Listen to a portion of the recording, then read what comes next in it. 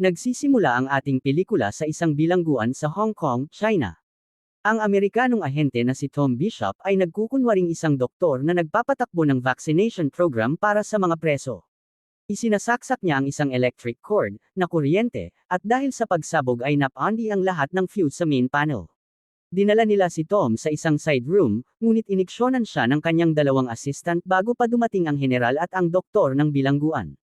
Sinuri nila siya at idineklara ng prison doctor na patay na siya. Tinakpan nila ang kanyang mukha at umalis. Makalipas ang 1 minuto, nagising si Tom. Mayroon siyang earpiece at ipinaalam sa kanya ng kanyang team na nagsimula na ang pag-aayos ng panel. Mayroon na lamang siyang mas mababa sa 10 minuto para tapusin ang misyon at makabalik. Dahil sira ang panel, patay ang lahat ng ilaw at surveillance camera, kaya nagkaroon si Tom ng pagkakataon. Palihim siyang pumasok sa loob ng bilangguan upang hanapin ang selda ng lalaking kailangan niyang iligtas. May nakita siyang isang Chinese inmate sa unang selda, binigyan niya ito ng chewing gum, at nagpatuloy hanggang marating niya ang selda ng Amerikanong preso. Pinasabog niya ang kandado, hinayla ang lalaki, at mabilis na tumakas. Binibilang ng kanyang team ang oras bago muling bumalik ang mga ilaw. Sakto lang ang dating ni Tom. Sumakay sila sa ambulansya. Nagkunwari ulit na patay si Tom, habang itinatago ang ahente sa ilalim ng gurney. Ngunit nang makarating ang ambulansya sa main gate, napansin ng Chinese general ang inmate na binigyan ni Tom ng chewing gum kanina. Ipinagbabawal ang chewing gum. Napagtanto ng general na may pumasok ng palihim sa loob ng 10 minutong blackout. Agad niyang inutusan ang seguridad na pigilan ang ambulansya. Nahuli nila si Tom. Nasira ang buong operasyon. Lumipat ang eksena sa Amerika, sa CIA headquarters sa Langley, Virginia. Nakita natin si Agent Harry Duncan, ang US Intel Chief para sa China Ops. Galit na galit siya. Tinawagan niya si Agent Nathan Muir, isa sa pinakamatagal ng ahente ng CIA, sinabi niyang may problema at binigyan siya ng 25 minuto para tumawag pabalik. Mabilis na umalis si Nathan. Tinawagan niya si Harry, ngunit tumanggi itong makipag-usap at sinabihan si Nathan na tawagan siya mula sa isang secure line kapag nakarating na siya sa opisina. Pumasok si Nathan, at sinabi ng security guard na kailangan niyang isuko ang kanyang ID, mga susi, at lahat ng iba pa bago siya umalis, ngayon dahil iyon na ang huling araw niya. Magre-retiro na siya. Pumasok si Nathan at nakilala si Chuck, na malamang ay papalit sa kanyang posisyon. Hiningi ni Nathan ang file ni Tom Bishop at ang lahat ng kanyang mga nakaraang operasyon. Sinabi ni Chuck na magtatagal iyon, sinabihan siya ni Nathan na ipadala ang file sa kanyang opisina kapag nahanap na niya ito. Pag-alis ni Chuck, kinuha ni Nathan ang isang file mula sa safe. May label itong Peking Business Info, Green Turtle Real Estate. Nathan Muir, $282,000. Sa loob nito ay ang tunay na file ni Tom Bishop. Binasa ito ni Nathan, kumuha ng ilang papeles, isinulat ang pangalan ni Tom Bishop sa mga ito, at ibinigay sa kanyang secretary upang dalhin kay Chuck. Nakatanggap siya ng memo, isang Certificate of Appreciation na pirmado ni Wilson, ang direktor ng CIA. Makalipas ang ilang sandali, dumalo siya sa isang malaking meeting kung saan niya makukuha, music, ang buong detalye tungkol kay Tom. May isang direktor na nagtanong tungkol sa unang pagkakataon na nakita ni Nathan si Tom, at binanggit na estudyante niya ito sa Vietnam. Sinabi nila kay Nathan na nahuli si Tom sa isang intel operation sa isang Chinese prison, na hatulan ng kamatayan, at ang pagbitay ay mangyayari eksaktong 24 na oras mula ngayon. Ipinaliwanag ni Nathan na unang beses niyang nakilala si Tom noong Abril taong 1975 sa Vietnam. Bumagsak ang key at makalipas ang 2 araw ay bumagsak din ang daang, Clear's throat, naghahanap si Nathan ng isang sniper, at nalaman niyang napatay ang top guy sa daang base at si Tom ang inirekomenda. Ang unang misyon ni Tom ay patayin ang isa sa mga top general ng Vietnam na si Hong Cho, na may palayaw na red shirt. Ibinigay ni Nathan ang lokasyon, at binanggit na mahina ang seguridad. Nagsimula ang misyon. Nasa pwesto na si Tom. Nasa kanyang paningin na si red shirt. Biglang may lumitaw na helicopter. Tinawagan sa radyo ng partner ni Tom si Nathan, sinasabing kung tatamaan nila ang general, mamamatay sila dahil masyadong malapit ang chopper para makatakas. Habang nag-uusap sila, naghintay si Tom na bahagyang gumalaw ang chopper, pinaputok niya ang unang bala patungo sa general, ngunit pamalya. Agad namang nagpaputok ang mga sundalo sa loob ng chopper. Muling nagpaputok si Tom, tinamaan ang general, at sila ay mabilis na tumakas. Tinamaan sa binti ang partner ni Tom. Hinayla siya ni Tom, nagtago, kinuha ang kanyang rifle, at pinaputukan ng helicopter hanggang sa ito ay sumabog. Isang American chopper na sinasakyan ni Nathan ang lumipad upang hanapin sila. Hindi nila sila makita at natakot sa pinakamasama, hanggang sa makita ni Nathan si Tom na sinusuportahan ang kanyang partner. Lumapit sila at nailigtas ang dalawa. Dumating si William Byerson mula sa National Security Council at pinutol ang eksena, hinihingi kung may presidential clearance si Nathan para sa naturang assassination. Nabigla si Nathan, at itinuro na noong panahong iyon ay pinapayagan ang mga assassination operation kahit walang clearance. Napagtanto ni Nathan na ang pulong na ito ay isang witch hunt. Gusto nila ng ebidensyang ipapadala sa China upang ilarawan si Tom bilang isang kriminal na karapat-dapat bitayin. Ang paglalantad sa kanya bilang isang especially iya ay maaaring makasira sa ugnayan ng US at China. Palihim na nagpadala si Nathan ng isang senadoryas sa kanyang sekretarya. Makalipas ang ilang segundo, tinawagan niya ang meeting at sinabing kailangan siya ng asawa ni Nathan ng agarang-agarang. Pinatay ng mga direktor ang mga kamera. Tinanggap ni Nathan ang tawag. Habang ang lahat ay nakakarinig lamang ng isang normal na tawag sa kanyang asawa, dinidecode at sinusuri ng sekretarya ang kanyang mga salita. Sa mga sandaling iyon, inutusan niya ito na takpan ang anumang file na may kinalaman kay Tom Bishop.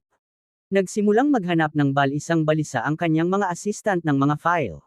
Ibinaon ni Nathan ang tawag at ipinaliwanag na ang kanyang asawa ay nagkukumpirma lamang ng hapunan para sa kanyang retirement party. Agad nilang hiniling na kunin niya ang mga file. Sinabi niyang nasa opisina niya ang mga iyon.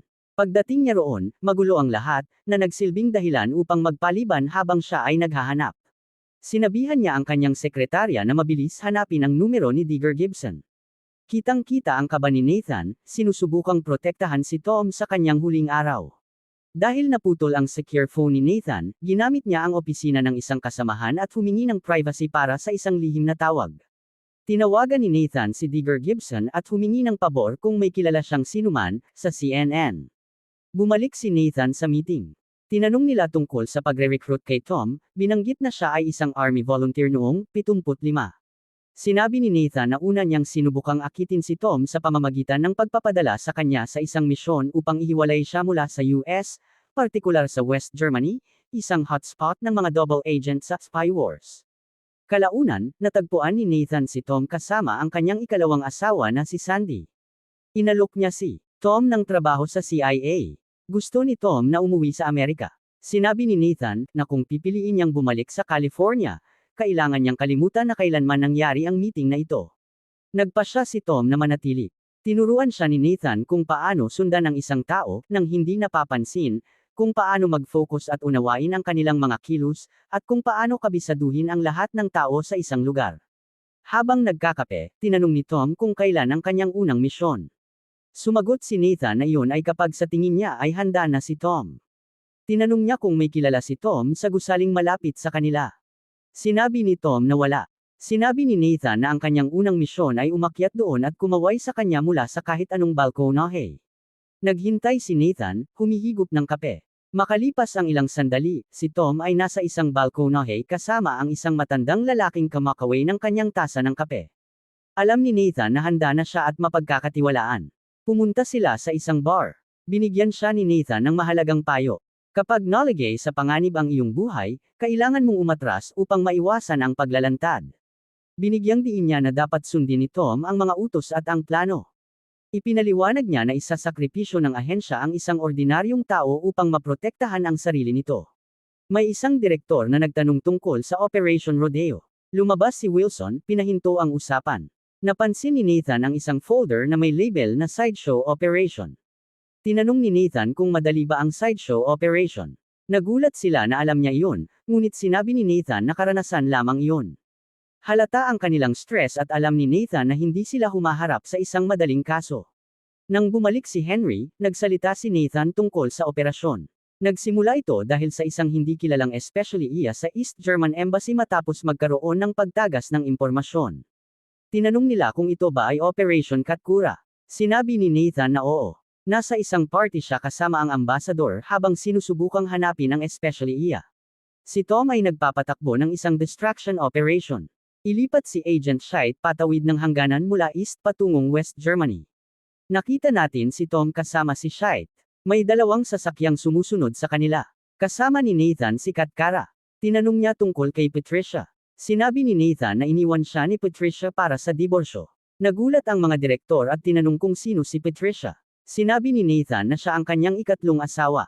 Nang tanungin kung ilang beses siyang nagpakasal, sumagot siya ng 4 at tinanong kung gusto ba nilang pag-usapan ang mga asawa o ang misyon. Sinabi ni Nathan na napansin ni Tom na sila ay sinusundan. Takot na takot si Shite na mabunyag dahil sa kanyang pamilya. Nagsimulang maawa si Tom sa kanya. Sinabi ni Tom kay Shite na buhusan ang sarili ng alak upang magmukhang lasing, saka tumakbo papasok sa isang kasino upang tawagan si Nathan. Si Nathan ay nasa party, binabantayan ang ambasador. Sinabihan siya ni Kat Cara na umalis na.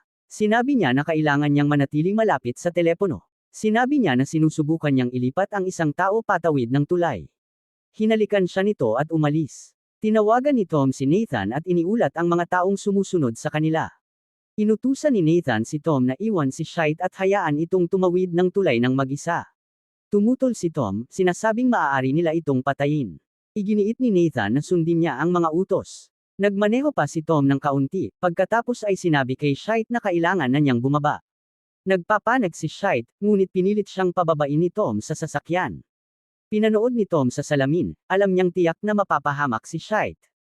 Nakipagkita si Tom kay Nathan at tinanong kung paano nila hinayaang mamatay si Shite. Sinigawan siya ni Nathan, iginiit na ang tanging kailangan niyang gawin ay sumunod sa mga utos.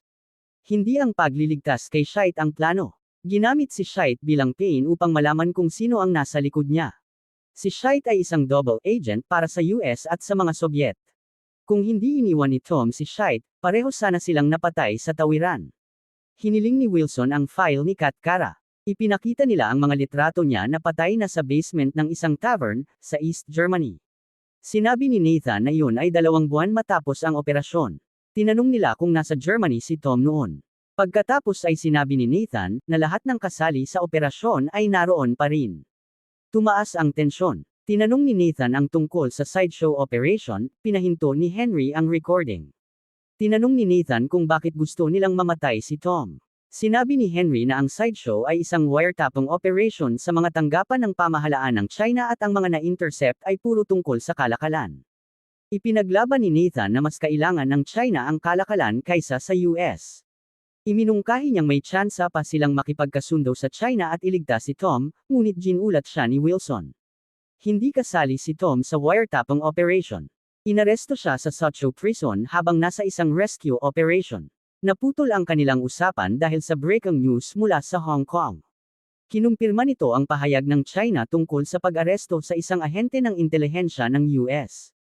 Tahimik ang State Department. Ayon sa mga source, ang ahente ay nagtrabaho sa US Embassy, inaresto dahil sa especially iya, at lumabas ang balita sa isang mahirap na panahon para sa trade talks sa China. Nasa alanganin sila. Lumabas ang balita. Napilitan ngayon ang CIA na iligtas siya mula sa pagbitay. Nang magpatuloy muli ang recording, nagkwento si Nathan. Noong bata pa siya, may workhorse ang kanyang tiyuhin na nabalian ng paa. Sinabi ng mga veterinaryo na kailangan itong patayin, ngunit sinabi ng kanyang tiyuhin na walang ibang papatay sa kanyang kabayo, at umalis siya. Bumalik si Nathan sa kanyang opisina. Sinabi niya sa kanyang sekretarya na tapos na ang misyon, at magiging maayos si Tom. Nagpaalam siya, sinabihang iwan ang bandila upang maalala siya. Hinalikan niya ang ulo nito at umalis. Sa gate, habang tinitingnan niya ang mga ID na kanyang isusuko, narinig niya ang breaking news mula sa Hong Kong. Sinabi ng anchor na ang ulat tungkol sa pag-aresto sa isang ahente ng intelihensya ng US ay isang tsismis lamang. Ayon sa kanila, ang inakusang ahente na si Tom Bishop ay patay na pala ng mahigit 4 na buwan. Iyon ang dahilan kung bakit hindi tumugon ang CIA. Iniulat din nila na isang Chinese agent ang nagpasimuno ng tsismis upang sirain ang mga trade deal. Nagulat si Nathan. Tumakbo siya pabalik sa kanyang opisina at sinabihan ang kanyang sekretarya na mabilis alamin kung aling intelligence officer ang kamakailan ay malapit sa Suzhou Prison. Pumunta siya kay Chuck at sinabi niyang alam na niya kung sino ang sinusubukang iligtas ni Tom, at humiling ng isa pang recorded session. Pagbalik sa kanyang opisina, sinabi ng kanyang sekretarya na ang impormasyon ay nasa 17 palapag. Nalaman niya na si Commander Wei ang pinakamalapit na opisyal sa Suzhou. Nagpasalamat si Nathan sa kanya, inimbitahan siya sa kanyang retirement party, at umalis. Nakita natin si Chuck na pumasok sa parehong silid sa 17 palapag. Tinanong niya si Wei kung ano ang ginagawa ni Nathan. Sinabi ni Wei na inimbitahan siya ni Nathan sa kanyang party. Sa kanyang pagbabalik, nakita ni Nathan si Chuck na sumusunod sa kanya at tinatawag ang kanyang pangalan. Nagkunwari si Nathan na hindi niya naririnig. Tinawagan niya si Gladys at binigyan siya ng listahan ng mga dapat gawin. Naabutan siya ni Chuck at sinabing kailangan nilang pag-usapan kung bakit sinimulan ni Tom ang rescue operation na iyon. Nang maupo sila, isiniwalat ni Nathan na pumasok si Tom sa bilangguan upang iligtas si Elizabeth Hadley. Nagsimula ang kanyang kwento sa Beirut Operation noong 1985. Ang layunin ay patayin si Sheikh Juma, isang pangunahing lider ng terorista. Inutusan ni Nathan si Tom na pumunta sa Beirut 2 buwan nang mas maaga gamit ang pangalang Terry bilang isang war photographer. Ang trabaho ay maghanap ng hindi direktang paraan upang patayin si Sheikh Juma. Nakilala ni Tom si Elizabeth, na nagtatrabaho para sa isang humanitarian organization. Napalapit si Tom sa kanya sa pamamagitan ng pagtulong sa paghahatid ng mga medical supplies sa mga shelter. Dahil dito, nagkaroon siya ng access at nakita niyang nakikipagkita ito sa isang kakaibang lalaki. Hindi niya alam kung delikado ang lalaki, ngunit kinunan niya ito ng litrato. Natagpuan ni Tom si Dr. Ahmad, pinsan ni Sheikh Juma, na madaling makalalapit kay Sheikh sa Beirut. Upang makuha ang tiwala ng doktor, ipinadala ni Terry ang mga litrato sa CIA, na kalaunan ay inilathala sa Time magazine. Natuwa ang doktor at nagtiwala sa kanya. Nagsimula silang magplano kung paano papatayin si Sheikh Juma gamit si Dr. Ahmad. Nang dumating si Nathan, nakipagkita sa kanya si Tom, isinama siya sa tanghalian at binigyan pa ng regalo sa kaarawan. Nagulat si Nathan na alam ni Tom ang kanyang tunay na kaarawan. Sinabi ni Tom na 9 na taon na siyang nasa CIA at may sarili siyang paraan. May tanaw sila kung saan dumarating si Sheikh Juma sakay ng bangka mula Cyprus. Kinabukasan, nagkita sina Nathan at Tom kay Dr. Ahmad. Ibinunyag nila na namatay ang pamilya ni Ahmad dahil sa gas leak, ngunit kinumbinsi siya ni Nathan na si Sheikh Juma ang may kagagawan ng pagpatay. Hinikayat nila siyang patayin si Juma gamit ang isang gamot na agad pumapatay kapag nadikit sa balat. Inapela nila ang galit ni Ahmad, sinasabing pinalalaya nila ang Beirut mula sa kasamaan ni Juma. Pumayag si Ahmad, ngunit hindi sila sigurado kung gagana ang plano. Naghanda rin sila ng isang suicide bombing kasama ang lokal na resistance, bilang alternatibong paraan upang patayin si Sheikh Juma kung sakaling mabaigo si Dr. Ahmad. Lalong naging seryoso ang relasyon ni Tom at Elizabeth. Nalaman ito ni Nathan at nagpasya siyang makialam. Matapos babalaan si Tom noon tungkol sa mga relasyon sa gitna ng misyon, nagtungo si Nathan sa kafe. Nang makita siya ni Tom, inabutan niya ito ng inumin.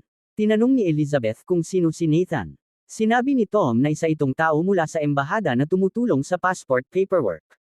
Sumama si Nathan sa kanila at agad niyang inusisa si Elizabeth, tinatanong kung bakit hindi siya makaalis ng Beirut. Sinimulan niyang ailahad ang mga sensitibong impormasyon tungkol sa kanya. Ang lalaking kinunan ni Tom ng litrato ay mula sa Hezbollah, na nagpopondo sa organisasyon ni Elizabeth. Ikinwento rin niya ang tungkol sa pamilya at mga problema ni Elizabeth sa Beirut, hanggang sa magalit ito at umalis. Nagagalit si Tom at sinabihan si Nathan na huwag idamay ang personal niyang buhay sa trabaho.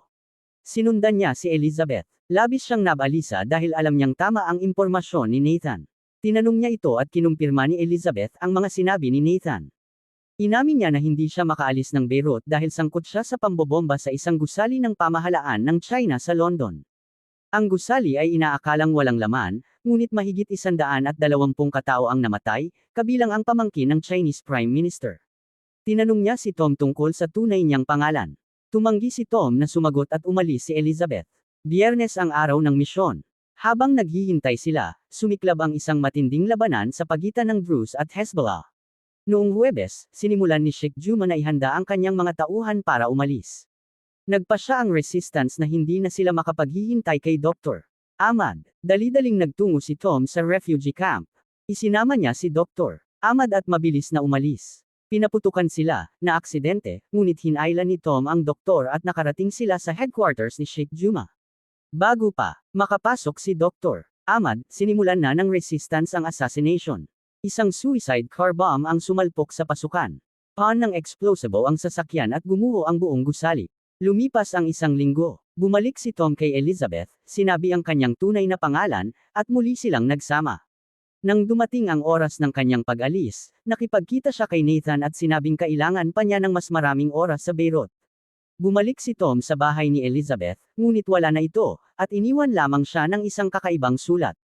Bumalik tayo kay Nathan sa CIA meeting. Sa kabila ng lahat, nagpa siya ang presidente na kailangang tapusin ang issue. Walang sino man ang magliligtas kay Tom. Kailangang ibalik ang file sa White House upang opisyal na itakwil si Tom at gawing legal ang pagbitay. Inasahan ito ni Nathan, ngunit umaasa siyang minsan ay may paprotektahan silang isang tao. Tumingin si Nathan sa file. Makalipas ang ilang minuto, bigla siyang pumasok sa opisina ng presidente at sinabing mali ang lahat. Sinabi ng presidente na pinal na ang desisyon. Pag-alis ng presidente, nagkunwari si Nathan na naiwan ang kanyang sigarilyo at bumalik sa sekretarya. Nang umalis ito, mabilis niyang kinuha ang file at itinago. Tinawagan ni Nathan si Mitch Alfred sa US Embassy sa China. Inutusan niya itong i-liquidate ang lahat ng kanyang stocks sa crypto papunta sa isang partikular na account. Ibininebenta ni Nathan ang lahat ng kanyang pag-aari. Nagsimulang maghinalas si Chuck na maaaring mag-leak ng impormasyon si Nathan. Sinubaybayan niya si Nathan at inutusan ang kanyang mga tao na kunin ang lahat ng tawag patungong China, lalo na sa Hong Kong. Hindi makita ni Andrew Unger ang kanyang clearance pass. Nasa kay Nathan ito. Nawala si Nathan sa loob ng gusali at tinawagan ang kaibigan niyang si Harry sa embahada ng US sa China, humihingi ng linya na hindi mino-monitor. Bandang 11:00 ng gabi, pinik ni Nathan ang mga dokumento. Sinira niya ang kanyang Certificate of Appreciation upang kopyahin ang pirma ng direktor papunta sa sarili niyang papeles. Ang dokumento ay isang kahilingan mula sa CIA kay Commander Wei upang isagawa ang Operation Last Supper, ang misyon para iligtas si Tom. Tinataka niya ito at ipinadala kay Harry sa pamamagitan ng fax. Tinawagan niya si Harry at inutusan itong mag-hire ng mga tao upang putulin ang kuryente sa Suzhou Prison ng kalahating oras. Kailangan ng pera ang operasyon. Binayaran ni Nathan ang lahat ng perang naipon niya para sa pagre-retiro, $282,000. Kinabukasan ng umaga, nagulat si Gladys na naroon pa rin si Nathan. Sinabi niyang hindi pa siya umaalis at mahaba pa ang kanyang huling araw. Pumasok siya sa meeting room. Bago pa magsalita si Nathan, si Chuck ang nagsimula. Sinabi niyang laban sa kanila si Nathan at alam nito ang lahat, mula pa kay Harry Duncan na sinadyang magpatagal sa loob ng nakaraang 24 na oras. Ibinunyag din ni Chuck na nag-wire si Nathan ng $282,000 sa Grand Cayman. Hinamon siya ni Nathan, sinasabing kung aakusahan siya ni Chuck, gawin na niya ito ng diretsyo. Hinihingi ni Chuck na malaman kung ano ang binili ni Nathan gamit ang $282,000 kahapon. Isa itong direktang akusasyon na maaaring magdulot ng habang buhay na pagkakakulong. Matalino si Nathan. Sinabi niyang ginamit niya ang mga satellite upang bumili ng lugar na taitirhan sa kanyang pagre-retiro. Inabot niya ang ad na may presyong $282,000. Pinaniwalaan siya ng lahat. Makatuwiran ito para sa isang lalaking nasa huling araw ng serbisyo. Napahiya si Chuck at nagpatuloy sila. Tinanong nila kung paano napunta si Elizabeth sa Chinese prison. Inamin ni Nathan na nakialam siya upang lutisin ang problema sa US-China trade deal sa pamamagitan ng pagsuko kay Elizabeth sa China. Sinabi niyang mali ang kanyang pagtatantya. Kung gaano kamahal ni Tom si Elizabeth. Naputol ang usapan nang tumunog ang telepono. Kinausap ni Nathan si Gladys. Sinabi nitong kinukumpirma ni Commander Wei kung sisimulan na nila ang operasyon. Sinabi ni Nathan na simulan na ang execution sa harap mismo ng iba pang lider ng ahensya, at walang nakaunawa sa nangyayari. Sinabi nila kay Nathan na hindi mananagot ang ahensya sa pagkakamali ni Tom at kailangan nitong harapin ang kanyang kapalaran. Humingi sila ng paumanhin at inabot sa kanya ang isang dokumento. Pinirmahan ito ni Nathan nang hindi binabasa. Sa sandaling iyon, nagsimula ang operasyon. Pinutol ang kuryente. Isinagawa ng US Forces ang misyon at nailigtas sina Tom at Elizabeth. Isang oras bago ang kanyang pagbitay, iniwan ni Nathan ang opisina sa huling pagkakataon. Siya ay kumpiyansa at masaya. Pagbaba niya mula sa kanyang sasakyan, nadala na ng US Forces si Tom sa ligtas na lugar. Tumawag sila sa ahensya upang iulat na matagumpay ang misyon. Dumating ang presidente at sinabi na may naganap na insidente sa Suzhou Prison. Nagulat ang lahat, lalo na si Chuck. Napagtanto nilang niloko sila ni Nathan. Ang pinakamasaklap, wala na silang magagawa. Nakaretiro na si Nathan at tapos na ang misyon. Sa huli, nananalo ang mga intelligence agency sa mga digmaan ngunit talo ang mga tao. Sinunod ni Nathan ang patakarang iyon, ngunit sa kanyang huling araw, isinakripisyo niya ang lahat upang itama ang kanyang pagkakamali at iligtas ang isa sa kanyang pinakamahusay. Ang huling operasyong isinagawa ni Nathan ay siya mismo ang may gawa. Isang utak ang nalinlang ang buong sistema. Iyan ang katapusan ng pelikula. Sige mga kaibigan, tulad ng ipinangako ko, 5 random na tao ang mananalo ng premyo mula sa aming channel. Ang kailangan lang ninyong gawin ay mag-like, mag-subscribe, at mag-comment ng music down sa ibaba. Huwag palampasin ang inyong pagkakataon. Ia-anunsyo ang mga nanalo sa lalong madaling panahon. Maraming salamat sa inyong lahat.